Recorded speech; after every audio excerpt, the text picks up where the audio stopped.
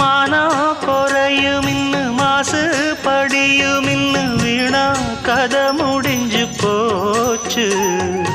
ஈசான மூலையில லேசான பள்ளி சத்தம் மாமன் பேர சொல்லி பேசுது. ஆறாத சோகந்தன்ன தீராம சேர்த்து வச்சு ஊரும் சேர்ந்து என்ன ஏசுது.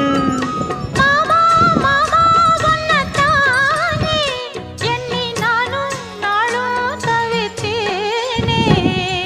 கூண்டுக்குள்ள என்ன வச்சு கூடி நின்ன ஊரை விட்டு